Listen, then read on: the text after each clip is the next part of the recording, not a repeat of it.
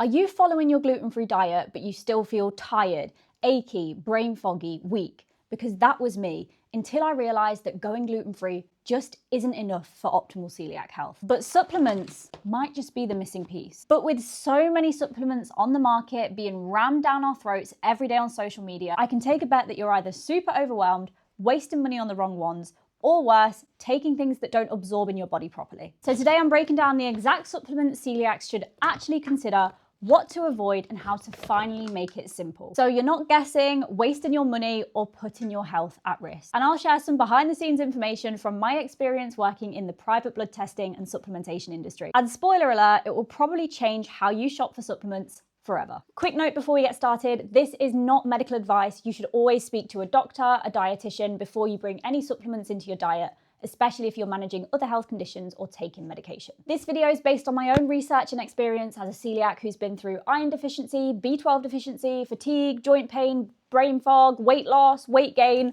all of it. But something I want to make super clear is that although supplements have been a big part of my health and journey as a celiac, they are not the be all and end all. They are not a replacement for changing your lifestyle, making sure your nutrition is right, working on your sleep, your stress, your exercise, and all of that too. I made this channel to educate you about all of these factors when it comes to holistic health and wellness as a celiac, so make sure to subscribe so you don't miss another video. From speaking to hundreds and hundreds of celiacs, I know I'm not the only one who had the experience of getting their diagnosis and just being told to go gluten-free and everything will be okay. No other dietary support, no other health support, exercise support, nothing. And the truth is, if you just go gluten-free, yeah, you're going to be okay. If your intestinal healing is spot on, if you have no health complications that have come because of your celiac disease, if you heal properly, if you never get cross-contaminated, and if you already have a super healthy, balanced diet and lifestyle. But the reality is, for most of us, it's not this smooth sailing. So even though the general population might just take supplements to be extra healthy, to give them that boost, for celiacs, because we have an autoimmune disease and these other issues that come alongside it, supplements are about bringing us back up to baseline. However, something that is so important for us to remember is that the supplement industry is booming. And these marketers in the health and wellness space love to take advantage of people like us who are desperate for a fix for their fatigue, their joint pain, their bloating. They make it seem like every single one of us needs to take every single supplement that they sell or that they promote, and this is just not the case. And I don't know about you, but when I go on social media, especially places like TikTok, all you see is not even experts promoting supplements. You see influencers just doing videos on TikTok Shop to get commission. And these people don't know what they're talking about. So it's really important that we get a good idea of what we actually need and what marketers are just trying to ram down our throats. So before you even start looking into supplements, there are some key things you need to know to protect, number one, your health, but also your bank account. So the first key thing we need to understand is the importance of blood testing. I've had countless clients come to me who have not had blood tests in years. I'm talking, one of my clients hadn't had a blood test in over 10 years since her celiac diagnosis. This is absolutely awful, okay? In the UK in particular, blood testing is often not routine, and in terms of the blood testing that we're entitled to as celiacs, it's actually been taken out of NICE guidelines that we are required to have a yearly celiac review. So blood testing, if not offered directly to you, is something you really need to be pushing for. This client who hadn't been tested in 10 years was struggling with extreme fatigue, brain fog, joint pain, and she also lived with people who ate gluten as well. So the first thing I said to her was, look, we need to get a blood test booked in. She was wanting to buy supplements and really improve her health. But if we don't know what deficiencies we have, we're not going to get anywhere, because standard supplements on the market aren't strong enough for us when we do have those deficiencies. So the first place you need to start is booking in a blood test if you haven't had one in the last year, especially, or if you're experiencing symptoms, it's even more important that you call your GP and you do your best to get one booked in. The second thing we need to be super aware of actually lost me 35 pounds down the drain just a couple of weeks ago, okay? And that is the fact that not every supplement is safe for celiacs. Online, the allergen information for this product wasn't very clear, so I purchased it and it came to my house, and on the back it has a made in a factory that handles gluten warning. And if you are a celiac that's wanting to be super safe, I always recommend that we avoid anything with may contain labels. And that goes for just simple supplements like your vitamin D, calcium, things like that. They can all have a may contain wheat warning, a made in a factory warning. So cannot stress enough, and this is something that so many celiacs I speak to get caught out on, and I still get caught out on it, even though I'm aware of it. So always double check the labels for anything that you're gonna buy. And then the third piece of information that I really want you to understand when it comes to supplements is something I learned through actually working in the industry myself. So straight out of university, I started working in a blood testing startup, which also was in the realm of supplementation as well. And I saw a lot of things that go on behind the scenes. And the number one thing that I want you to remember is that not all supplements are equal in terms of quality. A couple of things that you need to be looking out for are making sure that they have been third-party tested, look into reviews, look into where they're sourcing their ingredients, and make sure that you aren't paying huge amounts of money for a really low quality supplement. When you are looking into things like omega-3 fish oil, if the supplement requires you to take 6 capsules a day, that is a very low bioavailable supplement, okay? And they are packing in the pills and it's just not high quality, it's not high strength. And I briefly touched on marketing earlier, but something that is so big in the supplement industry is something called white labeling. So companies can put their own label on products that are just generic and made by a standard factory. So 2 brands could be selling you the exact same product at different price points. They've just slapped their own logo on the front. So when you're looking into supplements, if a brand is very premium, always just have a little look at the ingredients and the quantities of each supplement involved and check it alongside a more affordable option, because if they contain the exact same ingredients, there is no point you paying more for the premium version unless it is specifically higher quality. You'll also see this a lot with combo supplements, so hair, skin and nails, hair and nails, beauty boosters, de-bloating supplements. It's all just marketing and you should not fall for it. And the final thing I want you to be aware of is probably something that your mum was making you take when you were younger. I know that my mum, I used to have awful eczema, which now I think is due to celiac disease.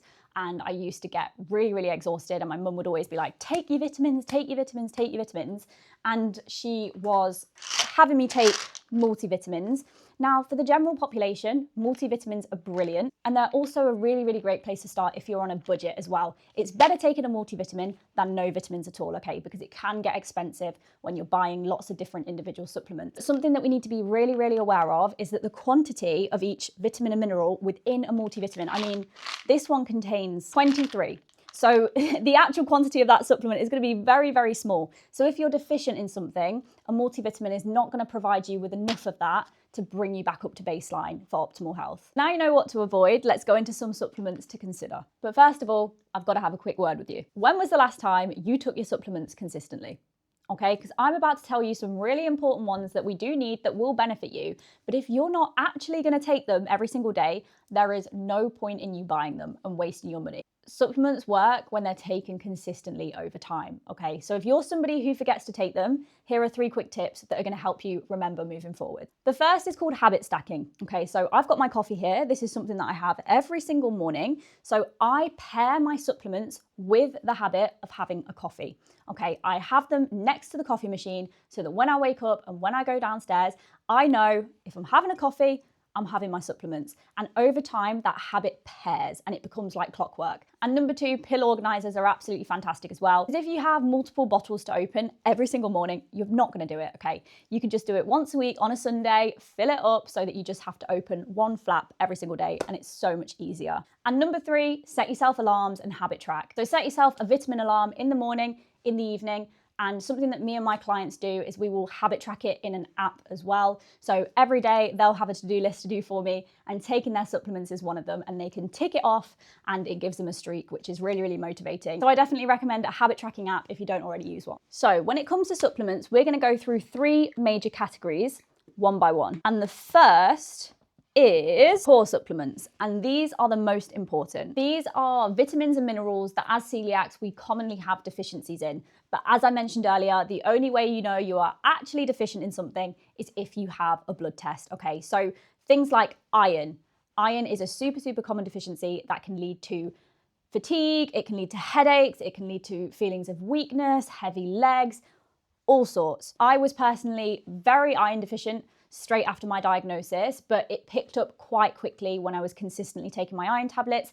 The one thing to remember with iron is anything high strength, anything for a deficiency, it needs to be recommended by a doctor, because if you're taking high strength iron unnecessarily, it can actually be quite bad for you. It's also important to remember that some forms of iron need to be taken alongside vitamin C, or sometimes I like to have orange juice to make sure that it's absorbed properly. Then we have vitamin D, which is super, super important. If you struggle with joint pain like I did, I had it particularly through my back and my shoulders, taking vitamin D consistently really did help with that. Most people in the United Kingdom are a little bit deficient when it comes to vitamin D, just because we don't see the sun very much. So it's definitely one worth considering. Super, super important for your bone health. And this one is max strength 4,000 IU, but that's the maximum recommended daily dose. And another really important one for bones, because we are at a higher risk of developing osteoporosis as celiacs, unfortunately, is calcium. So if you are somebody that doesn't have much milk, doesn't have much cheese or dairy in your diet, you definitely should be taking a calcium supplement.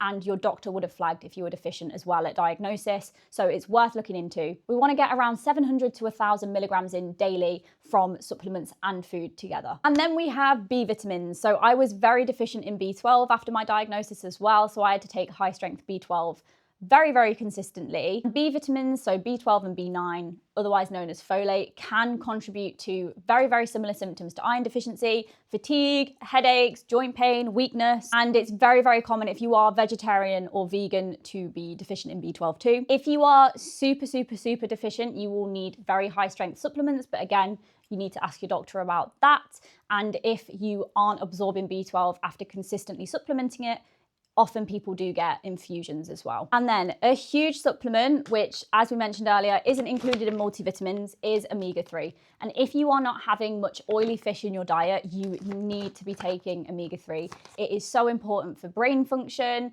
for muscle health, for bone health, for energy, everything. Again, I feel like I'm saying that for all of it, but I see a huge, huge difference in my overall well-being when I take this consistently. Often omega-3 supplements are sold as high strength, but then, as I mentioned earlier, you read the back and it's like you have to take 10 capsules a day. So it's not really high strength per supplement. So this brand I found to be really, really good. You only have to take 2 capsules a day to take the daily dose. You want to aim to get 250 to 500 milligrams daily from EPA and DHA combined. So those are some of the core, really important supplements that are often recommended for celiacs, but it doesn't stop there. There are more that we can consider too. So let's go into the bonus supplements. If you're someone that struggles with muscle aches, just like I was, I remember I used to sit on pub benches and my back would be in bits, literally in bits. I couldn't carry shopping. My muscles were just so weak and so painful.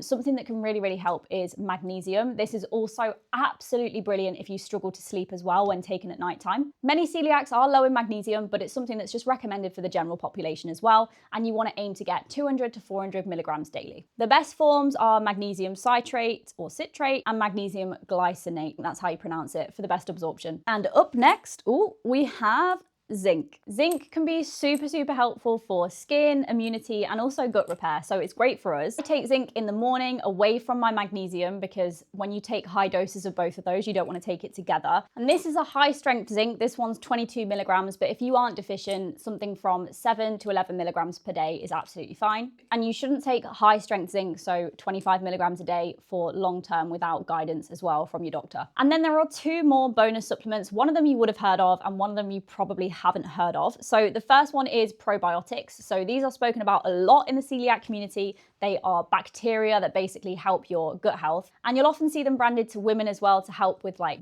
female health, female hygiene. However, you want to make sure that you are getting something that's actually worth it and that has enough of the right bacteria in it. I'm probably going to pronounce this really wrong, so I'm going to put the name of the ones that you want to look out for on the screen that are the best. Overall, if you are going to spend money on a probiotic, you want to look for one that is 5 to 20 billion CFU. And then the second supplement that you might not have heard of is actually something called digestive enzymes. So this is not something that I take daily, but I'm somebody that when I get cross-contaminated, I bloat massively. For some reason, I don't know if it's psychological or completely scientific, it does help with bloating. It's definitely worth looking into if bloating and digestion is an issue of yours. So we've gone through the core supplements, we've gone through the bonus supplements, but it's time for round 3. because celiac wellness does not stop at diet and supplements. It's super, super important that we focus on exercising and our fitness as well because of our long-term risk when it comes to osteoporosis, when it comes to muscle loss.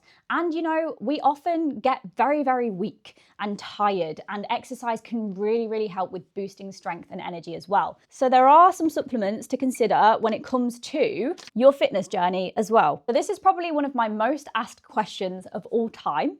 And it's, what protein powder can I have as a celiac? Do I need to be careful? And this is something that I got wrong over and over again at the start of my diagnosis, but I used to buy protein powder a lot, get it, take it for like 2 weeks, and then realize that it had a maiden and factory warning. And I'm just a celiac that doesn't like to take the risk with that kind of thing. And I don't think that you should take the risk with it either, but that's a topic for another day, another video. Some protein powders are absolutely safe for us to have. There are a lot more popping up on the market, but the one that I use is the Impact Vegan Blend by MyProtein.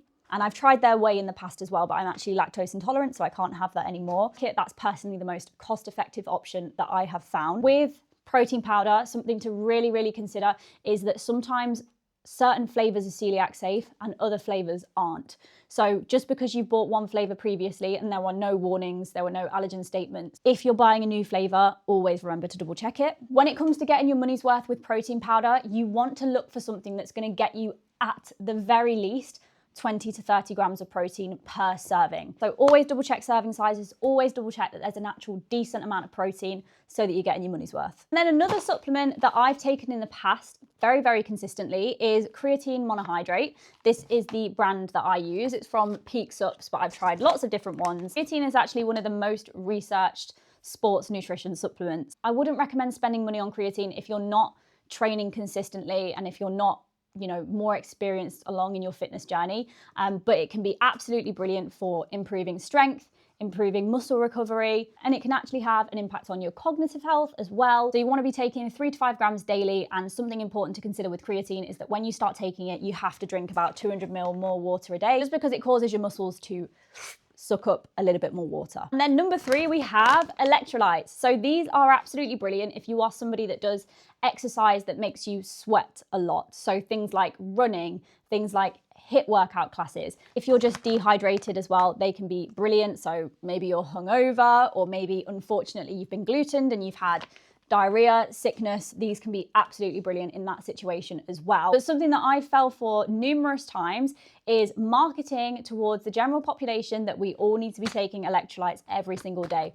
And this is not the case, okay? You only need to take electrolytes to rehydrate you, okay? They're just trying to take your money by saying you need them every single day. You don't unless you are sweating a lot or unless you have a legitimate reason to be dehydrated. These Free Sol ones are gluten-free and they taste really good. So I'd recommend them. And then a final fitness supplement that you might have heard of is pre-workout, which is essentially caffeine and something called beta-alanine, which gives you an energy boost for your workout. And the beta-alanine can make you feel quite itchy as well. And people just take it so that they can push harder in the gym. I personally don't recommend this for celiacs, just because extremely high doses of caffeine, they can lead to crashes in energy, and we already often struggle with fatigue as well. So you're better off just having a coffee before your session. I don't personally take pre-workout. Sometimes I'll have an energy drink, but again, I don't think it's beneficial for you to be taking huge amounts of caffeine if you're already struggling with your energy levels throughout the day. So I know that this has been a lot of information and it can feel quite overwhelming, but to help you out, I've put together a free supplement guide inside the Celiac Wellness Club. So it's a PDF with all of the information you need about what we've discussed today. That was a bit formal, wasn't it? What we've talked about today, including recommendations of times to take the supplements and just a recap of the doses and what each one of them does as well. So be sure to join the group. It's a completely free group for celiac women wanting to work on their health, fitness, confidence, and wellness. And it's great if you want to meet other people as well who are also on that journey. So thank you so much for watching. I hope this video was helpful for you, and make sure to subscribe for more celiac specific content as well. See you in the next one.